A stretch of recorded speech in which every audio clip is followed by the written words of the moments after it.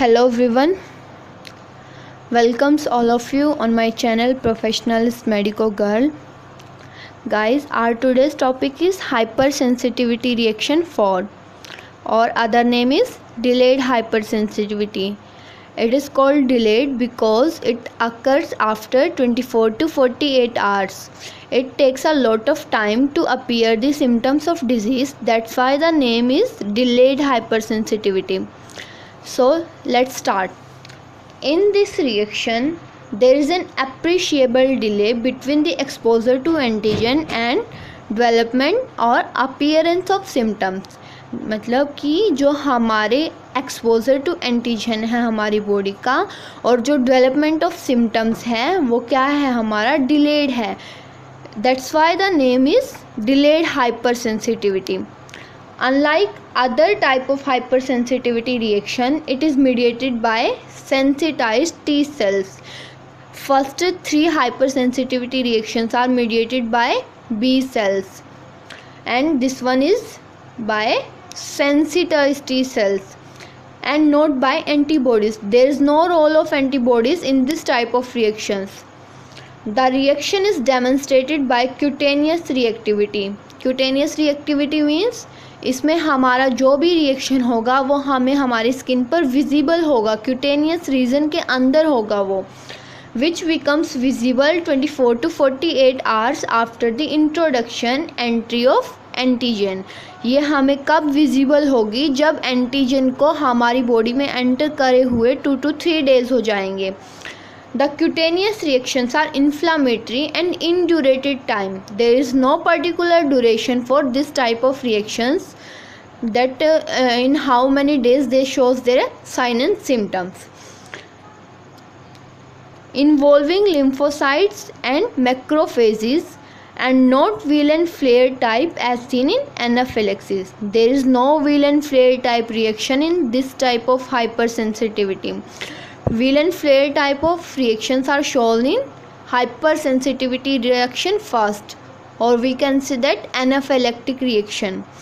So let's take a diagrammatic presentation. First of all जो आप ये डायग्राम देख रहे हैं, सबसे पहला ये है हमारी एंटीजन प्रेजेंटिंग सेल्स. मींस जो हमारा एंटीजन है वो सेल के साथ इधर हमारा अटैच है. फिर इसमें क्या होता है, जो हमारा टी लिम्फोसाइट्स है, जैसे कि हमने पढ़ा ही था, ये रिएक्शन मीडिएट होती है हमारी सेंसिटाइज टी सेल्स के थ्रू. और वो टी सेल्स हमारी स्टार्टिंग में ही सेंसिटाइज नहीं होती. जब वो सेम एंटीजन बार बार हमारी बॉडी में अपीयर होना शुरू होता है तो उसके कारण जो हमारे टी लिम्फोसाइट्स है वो सेंसिटाइज हो जाते हैं उसके against. That's why the name is sensitise T cells और T lymphocytes. When they both come in contact, जब हमारी जो एंटीजन प्रेजेंटिंग सेल है और जो हमारा टी लिम्फोसाइट्स है दोनों एक दूसरे के कांटेक्ट में आते हैं, तो इससे हमारी क्या हो जाती है, formation of sensitise T lymphocytes. It's our sensitise T lymphocytes. After that this sensitise T lymphocytes leads to cytokines, release of cytokines. And what is cytokines? Cytokines are a type of protein peptides that are secreted by specific cells of our immune system. इनका हमारा function क्या होता है cytokines का, ये mediate करते हैं हमारी इम्यूनिटी को, रेगुलेट करते हैं. जब एंटीजन हमारी बॉडी के अंदर आ जाता है तब ये उसके अगेंस्ट वर्क करते हैं, हमारी इम्यूनिटी को जनरेट करते हैं ताकि वो एंटीजन से कोप अप कर सके.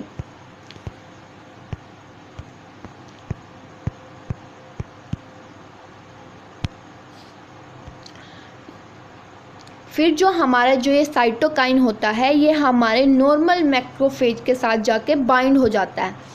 अगर ये हमारा नॉर्मल मैक्रोफेज के साथ बाइंड हो गया तो ये हमारे मैक्रोफेजिस को क्या कर देगा, एक्टिवेट कर देगा.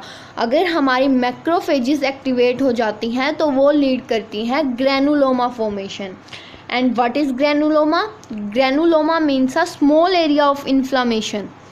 Typically granulomas are non-cancerous, means they are benign. There is no cancerous cell present in this type of formations of small masses. The reaction is induced by sensitised T sales, जैसे कि हमने starting में ही पढ़ा था, जो हमारी ये delayed hyper sensitivity है ये हमारी सेंसिटाइज्ड टी सेल्स के थ्रू इंड्यूस होती है, which on contact with the specific antigen release lymphokines और साइटोकाइंस। वो हमने हमारे डायग्राम के अंदर भी देख लिया है। जब हमारी जो एंटीजन प्रेजेंटिंग सेल्स है मीन्स एपीसी है हमारी टी लिम्फोसाइट्स के साथ जाके कॉन्टैक्ट में आके बाइंड होती हैं तो वो फॉर्मेशन करती हैं सेंसिटाइज्ड टी लिम्फोसाइट्स की, विच फर्दर लीड्स और release cytokines. And what is cytokines? Cytokines are a large group of protein peptides that are secreted by specific cells of immune system. हमारे immune system का ही part होते हैं ये, because of fight with foreign particles and antigens. After release of cytokines, they cause biological effect on leukocytes. जब ये हमारे release हो जाते हैं साइटोकाइंस तो ये क्या करते हैं, हमारे WBC यानी जो हमारी बॉडी की डिफेंसर सेल्स हैं जो एंटीजन के साथ हमारे फाइट करती हैं उनको किल करने में हेल्प करती है। ये उन पे क्या है हमारे बायोलॉजिकल इफ़ेक्ट डालना शुरू कर देता है, and resulting into inflammatory and indurated type cutaneous reaction like tuberculin skin test or contact dermatitis. These both are the best example of this type of hypersensitivity. Let's see the steps of hypersensitivity. Fourth, first of all क्या होता है antigen. When our body comes in the contact of antigen and antigen enters our body and binds to dendritic cells, और वो कहाँ जाके bind होता है हमारी बॉडी की डेंड्राइटिक सेल्स में, which engulf them, वो उन्हें क्या कर लेती हैं engulf कर लेती हैं and act as a antigen presenting cells, और फिर खुद को कैसे प्रेजेंट करती है हमारी बॉडी में, एंटीजन का पीए बन के वो खुद को प्रेजेंट करती है as a antigen presenting cell. ये देखिए हमारे डायग्राम में ये हमारी सेल है, इसके साथ ये हमारा एंटीजन क्या हो गया है, बाइंड हो गया है, इसलिए इस सेल को हम कहते हैं antigen presenting cells. With the help of major histocompatibility complexes on their surface, जो उनकी सरफेस पे हमारे कॉम्प्लेक्स प्रेजेंट होते हैं उनकी हेल्प से ये एंटीजन हमारा डेंड्राइटिक सेल्स के साथ बाइंड हो जाता है। Then it is recognised by CD4 plus TH cells, जो हमारी बॉडी का टी लिम्फोसाइट्स हैं, जो हमारी बॉडी की इम्यूनिटी का पार्ट है, उसके द्वारा ये क्या होती है, रिकॉग्नाइज करी जाती है, पहचानी जाती है। आफ्टर दैट जब ये हमारी रिकॉग्नाइज हो जाती है, इसमें प्रोलिफरेशन यानी इंक्रीज होना शुरू हो जाता है, इसकी ग्रोथ होनी शुरू हो जाती है। Proliferation of CD4 plus TH cell, formation of interferon gamma cells, जो हमारी ये प्रोलिफरेशन यानी अपने नंबर्स को इंक्रीज कर करके ये फॉर्मेशन कर देती है गामा सेल्स की, which release cytokines and activate our macrophages, जो हमारे इंटरफेरॉन गामा सेल्स हैं वो क्या करती हैं, रिलीज़ करती हैं साइटोकाइंस को, और जो हमारी नॉर्मल मैक्रोफेजेस हैं उनको क्या कर देती है, एक्टिवेट कर देती है ताकि वो वर्क करना शुरू कर दे। और जब जो ये हमारा साइटोकाइन है और मैक्रोफेजेस है दोनों एक दूसरे के कांटेक्ट में आते हैं तो they form CD8 plus T cell, तो ये हमारी फॉर्मेशन कर देते हैं CD8 सेल्स की और T सेल्स की, which destroy the target organs like heart, lung, kidney etcetera. जिधर भी जाके ये हमारे CD8 सेल्स को यानी ये क्या है हमारी इम्यूनिटी को वीक करने वाली सेल्स हैं, उनका नंबर एक्टिवेट हो जाता है टारगेट ऑर्गन पे जाके, तो वो उस ऑर्गन को डिस्ट्रॉय भी कर सकती है। Now the examples of hyper sensitivity reaction. First example is tuberculin infection, tuberculin type means it is related to our tuberculosis test which is caused by mycobacterium tuberculi। इस टेस्ट में क्या होता है हमारे, ये डिलेड हाइपर सेंसिटिविटी का हमारा example है। When a small dose of antigen is injected intradermally in an individual sensitized to tubercular protein by previous infection or immunization. जब मतलब हमारी बॉडी किसी एंटीजन के अगेंस्ट सेंसिटिव हो जाती है, सेंसिटाइज हो जाती है, तो अगर उस टाइम पे हम उस सेंसिटिव होस्ट को दोबारा एक डोज देते हैं इंट्राडर्मली ट्यूबरक्यूलिन की, ट्यूबरक्यूलिन एक हमारा सॉल्यूशन है इधर 0.1 ml of PPD purified protein derivative. When we injected 0.1 ml PPD intradermally into the forearm of a patient,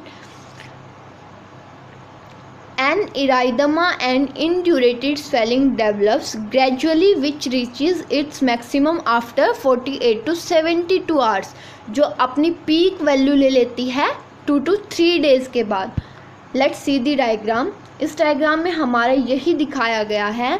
When we inject 0.1 ml of PPD in the forearm of patient to check this type of reaction or to check or to assess tuberculosis bacteria, we done this type of test, this type of reaction after waiting 48 to 72 hours. अगर जो हमारा उधर जो swelling है वो हमारी 5 to 9 mm के बीच में है, वो पॉजिटिव तो है ही. पॉजिटिव कब होती है? जब हमारी जो रिएक्शन की स्वेलिंग है वो 5 mm या 5 mm से ज़्यादा होती है, तो वो हमारा केस होता है पॉजिटिव का. When this is in 5 to 9 mm then it is categorise in category 1. When it is in 10 to 14 mm then it is in category 2. But if it is in more than 50 mm or equal to 15 mm then it is categorized into category 3. ये हमारे swelling rate दिखाए हुए हैं. अगर between 5 to 9 है तो वो हमारी कैटेगरी 1 होगी, अगर 10 to 14 है तो वो हमारी कैटेगरी 2, और अगर 15 या मोर देन 15 है तो वो हमारी कैटेगरी होगी 3rd. This type of reaction is also seen in leprosy, brucellosis, lymphogranuloma venereum, leishmaniasis and many other infections. इस टाइप की इन्फेक्शन, इस टाइप की रिएक्शंस को हम अदर कंडीशंस में भी देख सकते हैं. Now the second example, second best example of hypersensitivity reaction 4, contact dermatitis. Dermatitis means inflammation of skin. And what is contact? When we contact, when we come in contact with some allergy causing, some disease causing antigen, then that antigen causes dermatitis, inflammation of skin due to contact with them. It is a delayed hypersensitivity reaction that develops as a result of contact of skin with a variety of substances such as, जब हमारी जो skin का exposure substances like drug, metals और chemicals के साथ होना शुरू होता है, तो उस टाइम जो हमारी बॉडी रिएक्शन शो करती है उसे कहते हैं contact dermatitis. Drugs include penicillin, sulfonamide and organic arsenicals, and metals include nickel and cobalt. Chemicals include picryl chloride, formaldehyde, iodine, dyes, soaps and cosmetics. Contact of these substances in sensitized individual leads to contact dermatitis. ये जो हमारे substances हैं, drug, metals and chemicals, अगर इनका exposure किसी sensitised host के साथ होता है तो ये लीड करते हैं हमारी कंडीशन कॉन्टैक्ट डर्मेटाइटिस, जिसको हम कैरेक्टराइज कर सकते हैं, मींस हम आइडेंटिफाई कर सकते हैं bye formation of skin lesions ranging from macules and papules. उधर क्या है हमारे, जिसको हम कहते हैं छाला टाइप, जो हमारी बॉडी पे रिएक्शन प्रेजेंट होनी शुरू हो जाएगी, तो उस स्किन लीजन को हम आइडेंटिफाई करके बता सकते हैं ये कंडीशन हमारी क्या है, contact dermatitis. It is possible to identify this substance responsible for contact dermatitis by performing patch test. और हम इसे कैसे आइडेंटिफाई कर सकते हैं? with the help of patch test. In this test, the suspected substance is applied to the skin under an adherent dressing and observed for itching and local reactions. हम क्या करेंगे, हमारा जो पेशेंट होगा उसको एडहेरेंट ड्रेसिंग के साथ क्या कर देंगे, रखेंगे, और उसके बाद हम उसके अंदर चेक करेंगे कि उसको कोई इचिंग प्रेजेंट है, कोई लोकल रिएक्शन प्रेजेंट है, like swelling, rashes like. Sensitivity is indicated by development of itching after 4 to 5 hours and by local reaction ranging from erythema to formation of vesicles or blisters after 24 to 48 hours. और इस test को हम confirm कैसे कर सकते हैं कि हमें कॉन्टैक्ट डर्मेटाइटिस है या नहीं? With the help of patch test. Patch test के अंदर हमारा क्या होता है, हम जो हमारा पेशेंट होता है उसकी स्किन पर अप्लाई कर देते हैं adherent dressing and wait for appearance of sign and symptom of disease and wait for the appearance of itching signs and local reaction. Local reactions varies from erythema to formation of vesicles or blisters. Now diagnosis. How to diagnose the condition of hypersensitivity reaction fourth or delayed hypersensitivity.